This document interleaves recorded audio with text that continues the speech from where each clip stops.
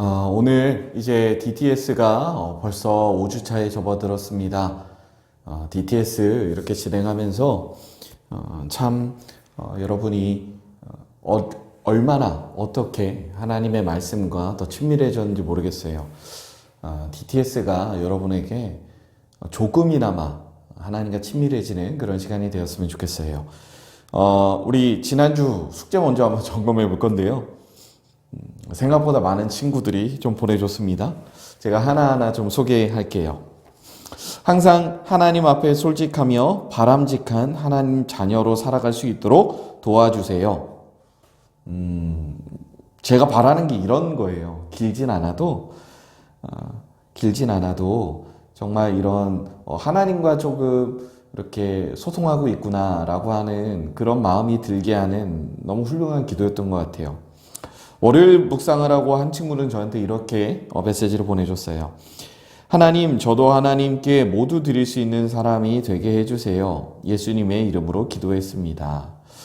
묵상을 하고 나서 그 내용을 토대로 이렇게 기도한다는 건 너무 귀한 일인 것 같아요. 감사합니다.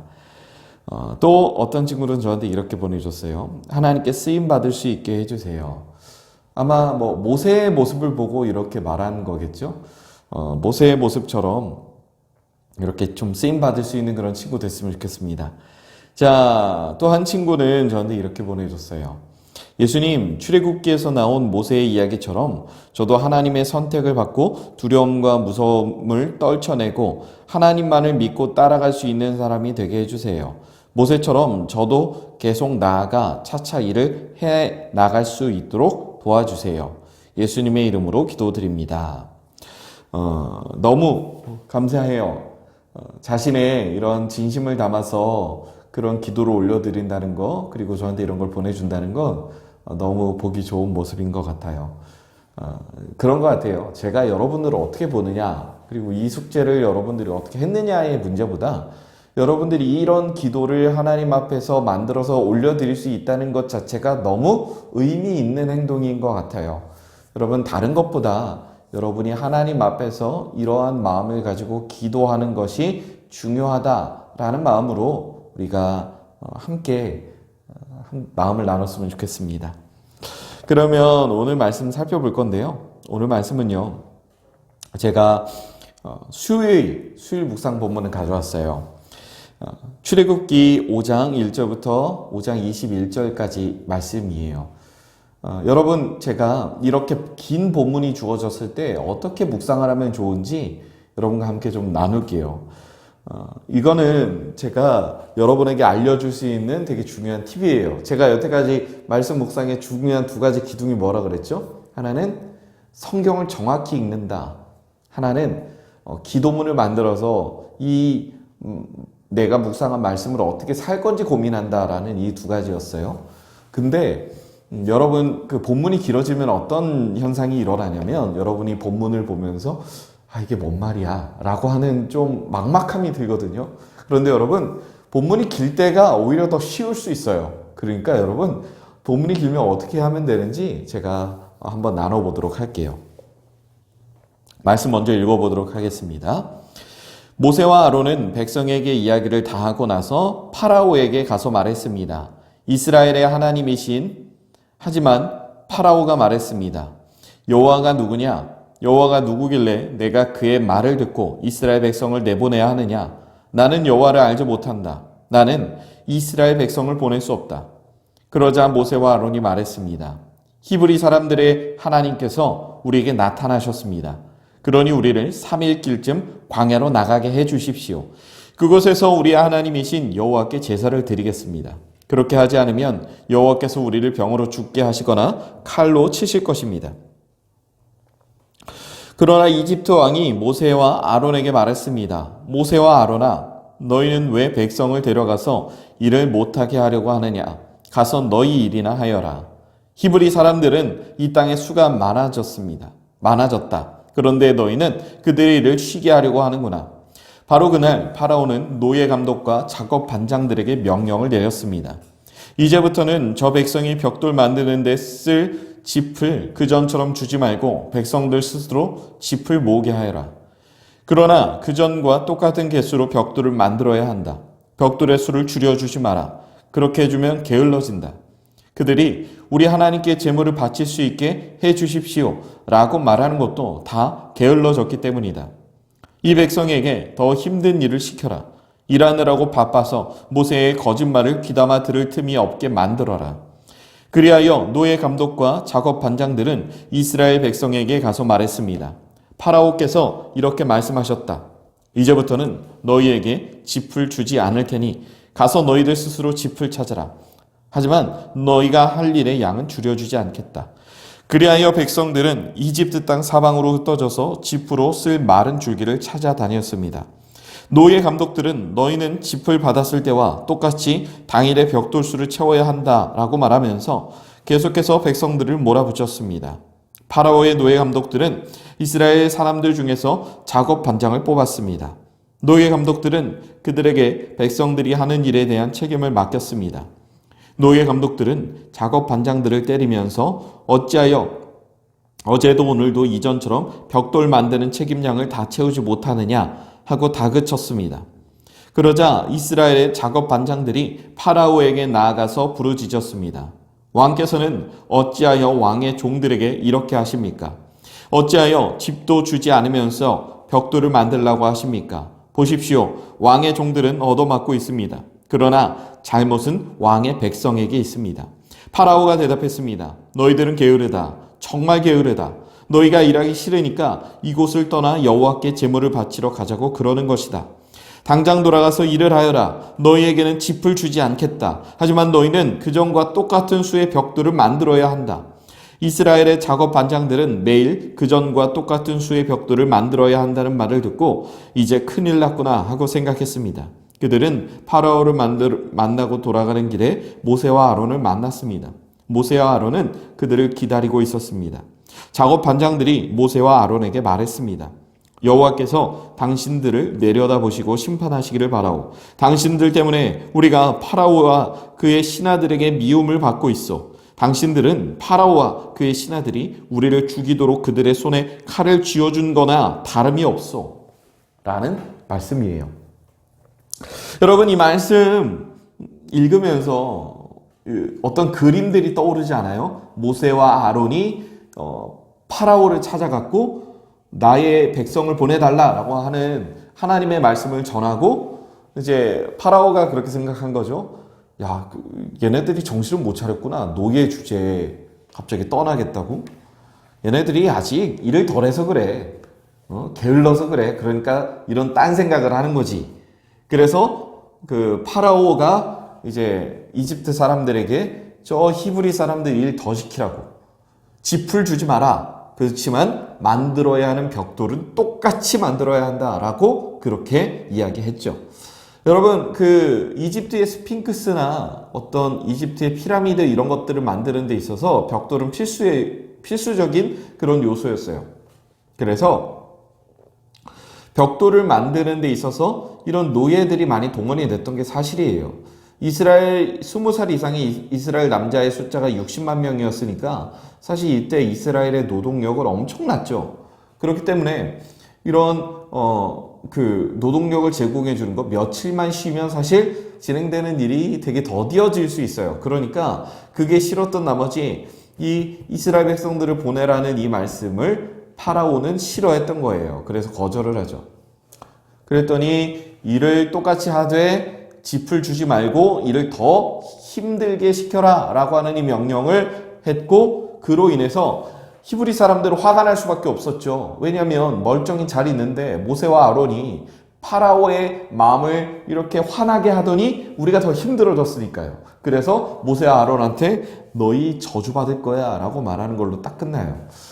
여러 가지 장면이 나타났죠. 첫 번째 장면은 모세와 아론이 바로 파라오를 찾아간 일이고요. 둘이 셋이서 대화를 합니다. 그리고 대화가 끝나자 이제 파라오가 화가 나서 이집트 사람에게 명령을 하죠. 그리고 이집트 사람들이 히브리 사람에게 명령을 하고 히브리 사람들은 모세와 아론을 원망해요.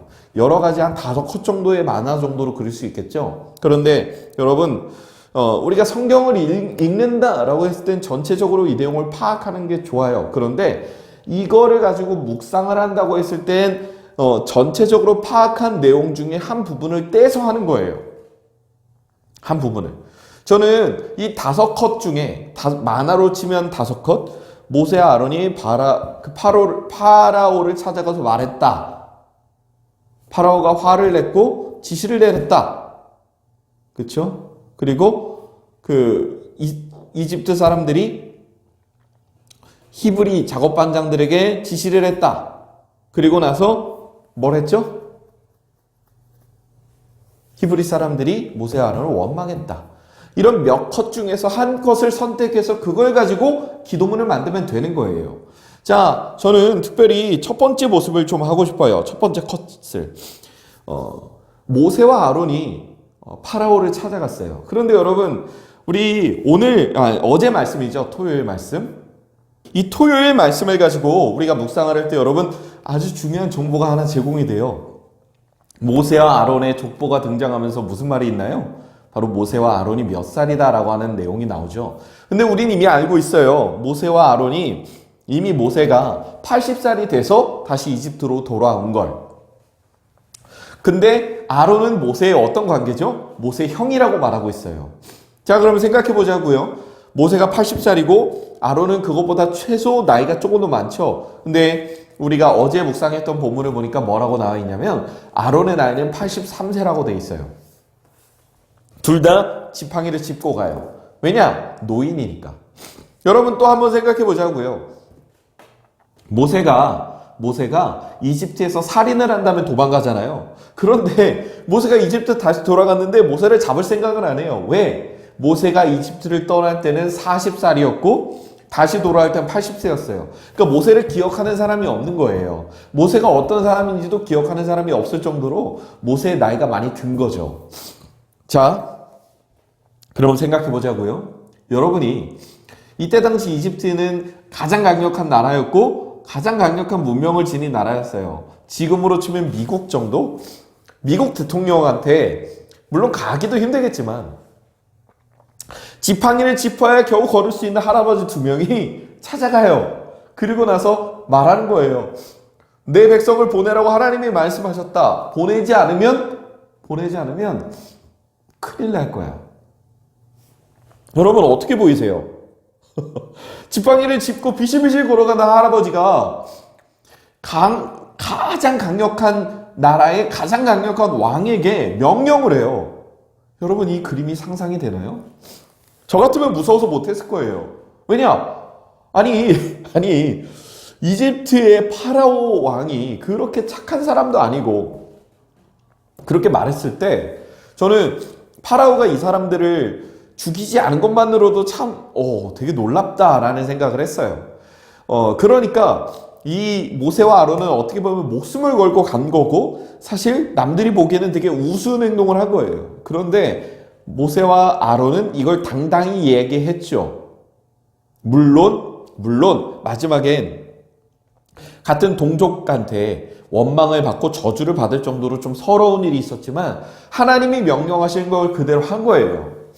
때로는 하나님의 명령을 따라 말씀을 따라 산다는 건 다른 사람들이 보기에 무모해 보이는 행동일 수 있어요. 우리는 그 무모해 보이는 행동을 하는 걸 믿음이라고 말하는 거예요. 히브리서에서 그렇게 말하고 있잖아요. 믿음은 아무것도 보이지 않는데 보인다고 알고 보인다고 믿고 나아가는 거라고. 그게 믿음이라고요. 보이지 않는데 여기 있다고 생각하고 살아가는 게 믿음이라는 거예요. 보이지 않는 하나님이 지금 나와 함께 하신다는 것을 내가 고백하며 살아가는 게 믿음이라는 거예요. 그러니까 여러분, 우리 눈에 보이지 않는 하나님이 여러분과 함께하고 계신다는 걸 믿는 게 믿음이라는 거죠. 모세 아론한테 저는 그 모습을 봤어요. 그러면 우리가 할 수 있는 믿음이 무엇인가? 저는 그렇게 기도하고 싶어요. 하나님, 그 옛날 모세와 아론도 정말로 보잘것없는 노예 민족의 할아버지에 불과했던 이 사람들도 정말 가장 강력한 나라의 가장 강력한 왕에게 하나님의 말씀을 당당히 전했던 것처럼 내가 이 세상에서 예수님을 믿고 살아간다는 것, 그리고 내가 이 세상에서 하나님을 믿는 목사로 살아가는 이 상황 속에서 하나님이 내게 주신 길을 포기하지 않고 걸어갈 수 있도록 도와주세요. 라는 기도를 하고 싶어요. 어른이 되어 살아가면서 느끼는 게 많아요. 뭐냐면 여러분들이 저를 봤을 때는 그냥 한 사람의 목사에 불과할 거예요. 그런데 저는 저희 집에서는 두 아이의 아빠고요. 그리고 한 여자의 남편이고요. 저희 부모님의 아들이에요. 어른이 되면 될수록 우리는 되게 여러 가지 역할을 가지고 살아가거든요. 근데 그 여러 가지 역할을 하는 데 있어서 목사라는 일이 목사이기 때문에 할 수 없는 것들이 참 많다는 걸 많이 느껴요. 아이들이랑 시간도 많이 보내줄 수 없고 뭐 여러 가지 일들이 있어요. 그런데 그 와중에 이렇게 살면 안 되는 거 아닌가? 야, 저렇게 주말마다 놀러 다니는 사람들 보니까 부럽다라고 생각할 수 있지만 저는 한번 하나님을 믿어보려고요. 저렇게 사는 게 우리 아이들과 더 좋은 시간을 보낼 수 있는 일이고 다르게 사는 게 더 좋아 보일 수 있지만 하나님이 내게 주신 길이 목사의 길이라면 하나님이 허락하시는 한 내가 끝까지 한번 걸어가 보겠습니다라고 하는 그 결심을 오늘 다시 한번 하게 됐어요. 여러분은 이 말씀을 어떻게 묵상했을까요? 여러분이 어떤 이 말씀들을 묵상하면서 여러분이 여러분의 이런 진솔한 삶의 고백들을 하나님께 올려드렸으면 좋겠어요. 다른 게 중요한 게 아니라 저한테 어떤 좋은 결과물을 보여주는 게 중요한 게 아니라 여러분이 하나님 앞에 진실된 고백을 하는 게 중요하다고 저는 늘 생각합니다. 여러분이 꼭 저에게 숙제를 보내주려고 숙제를 하는 게 아니라 여러분이 했던 고백 중에 하나를 저에게 딱 보내줄 수 있는 그런 여러분이 됐으면 좋겠어요. 많은 거 원하는 거 아니에요. 저는 여러분이 하나님과 친해지는 걸 늘 원해요. 저에게 뭔가 멋있는 결과물을 보여줄 걸 원하는 게 아니라 그냥 여러분이 하나님과 친하게 지냈으면 좋겠어요. 저는 그러면 충분합니다. 여러분, 코로나 확진자가 점점 늘어나고 있죠. 늘 마스크 잘 쓰고 다니고 환절기에 감기 걸리지 말고, 저도 약간 감기 기운이 있나? 모르겠네. 아무튼 좀 지금 요즘 날씨가 추워요. 그러니까 여러분 감기 조심하고, 그리고 무엇보다도 끝까지 코로나 걸리지 말고 시험 기간 시험 잘 보고요. 그렇게 잘 지냈으면 좋겠습니다. 그러면 기도하고 오늘도 마칠게요. 하나님, 오늘도 이렇게 우리에게 주신 소중한 시간을 통해서 하나님의 말씀을 함께 묵상하고 그 말씀을 통해 주시는 은혜를 함께 나누었습니다. 하나님, 우리 모든 친구들이 하나님의 말씀을 통해 더 하나님을 알아가고 더 하나님을 사랑할 수 있는 그런 귀한 믿음 소유할 수 있도록 도와주세요. 감사합니다. 예수님의 이름으로 기도드립니다. 아멘.